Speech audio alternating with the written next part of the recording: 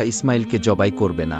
আল্লাহ রব্বুল আলামিন তাকে নির্দেশ দিয়েছেন তিনি যেন ইসমাইলকে তার রাস্তায় কুরবানি করেন।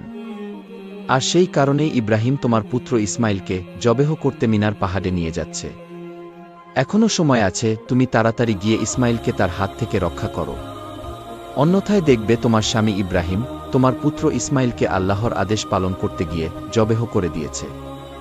বিবি হাজেরা এবার শয়তানের কথা শুনে বললেন, আল্লাহ রব্বুল আলামিন দুনিয়ার এতগুলি মানুষের মধ্যে থেকে যদি আমার পুত্র ইসমাইলকে তার রাস্তায় জবেহ করার জন্য কবুল করে থাকেন, তাহলে এর চাইতে বড় সৌভাগ্যের বিষয় আমার জন্য আর কিছুই হতে পারে না। শুধু একজন ইসমাইল নয়, আল্লাহ রব্বুল আলামিন যদি আমাকে হাজার হাজার সন্তান দিতেন, আর সেই হাজার সন্তানকে যদি আল্লাহ রব্বুল আলামিন তার রাস্তায় কুরবানি করার জন্য আদেশ দিতেন, আমি খুশি মনে তাদের সকলকেই আল্লাহর রাস্তায় উৎসর্গ করে দিতাম। আমি বুঝতে পেরেছি তুমি মরদুদ, তুমি ইবলিশ, তুমি আমাকে ধোঁকা দিতে এবং প্ররোচিত করতে এখানে এসেছ। আমি তোমার কাছ থেকে আল্লাহর আশ্রয় প্রার্থনা করছি। তুমি এখনই আমার সামনে থেকে দূর হয়ে যাও।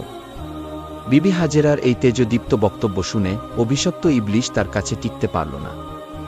অতঃপর শয়তান সেখান থেকে পাগলা কুকুরের মতো লেজ গুটিয়ে পালিয়ে গেল। ইবলিশ যখন দেখল বিবি হাজেরাকে ধোঁকা দিয়ে কোনো রকমেই কাজ করা যাচ্ছে না, তখন সে চিন্তা করতে লাগল, যাই বালক ইসমাইলকে গিয়ে এবার ধরি। হজরত ইসমাইল আলাইহিসসালাম তার পিতা ইব্রাহিম আলাইহিসসালামের পিছনে পিছনে চলছিলেন। ইবলিশ তখন ইসমাইল আলাইহিসসালামকে হাতের ইশারা করে ডেকে হজরত ইব্রাহিম আলাইহিসসালামের থেকে আরও দূরত্বে নিয়ে গেল। এরপর শয়তান ইসমাইলকে বলল, ইসমাইল তুমি কি জানো তোমার পিতা তোমাকে কোথায় নিয়ে যাচ্ছে? ইসমাইল আলাইহিসসালাম বললেন, কেন পিতা আমাকে দাওয়াত খেতে নিয়ে যাচ্ছে?